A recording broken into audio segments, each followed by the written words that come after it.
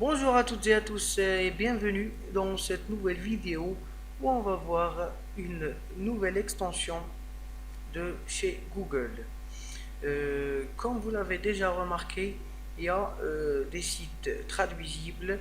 Par exemple, si vous allez sur Facebook, Twitter ou YouTube, vous allez avoir la traduction automatique qui veut dire que le serveur va détecter votre langue par défaut et en conséquence, il va vous donner la version pour les Français, la version à faire, pour les Anglais, la version en anglais, et ainsi de suite.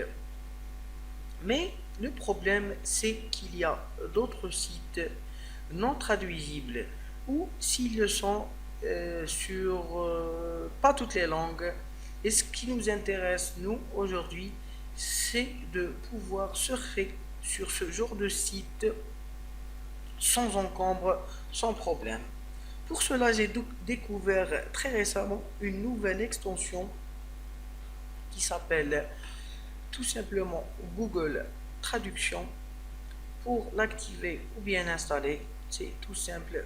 Vous allez sur Chrome Web Store, vous tapez Google Traduction et la voici, la voilà qui s'affiche devant vous.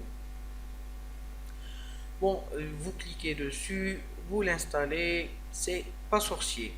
Une fois que votre extension elle est installée, on va voir cette icône qui va s'ajouter à notre barre, à côté des autres extensions déjà installées.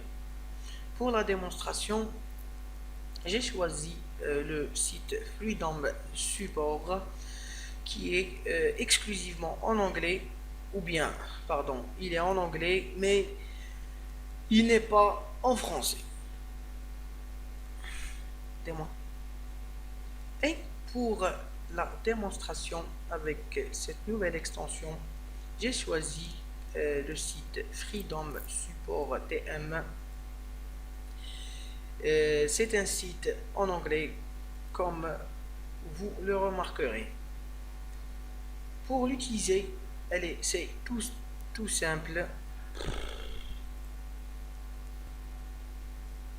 Et pour tester cette extension, j'ai choisi Freedom Support TM, qui est un site en anglais, comme vous le remarquerez.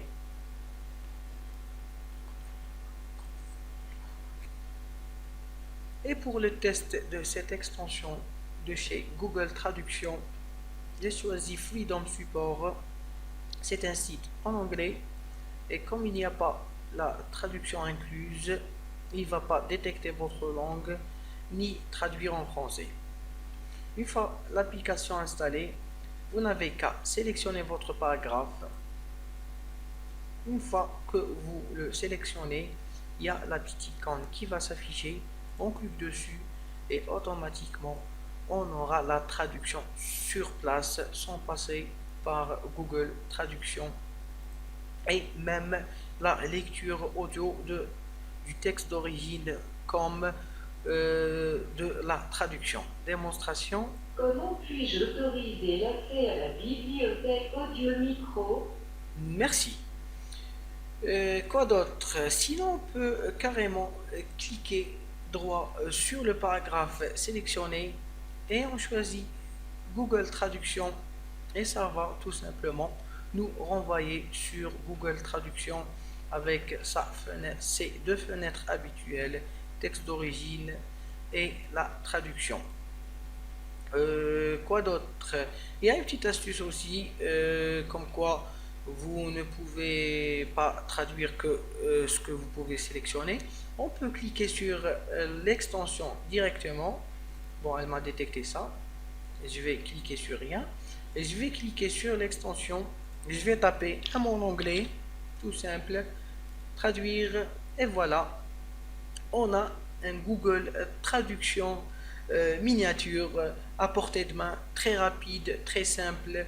Ça va vous éviter le aller-venu entre le site en anglais et Google Traduction avec copier-coller, traduire, copier-coller, traduire. C'est vraiment pas évident. Ben, c'était tout pour cette vidéo. J'espère qu'elle vous aura plu. Et si vous aimez cette vidéo, n'hésitez pas à liker, n'hésitez pas à partager et à vous abonner. Je vous remercie.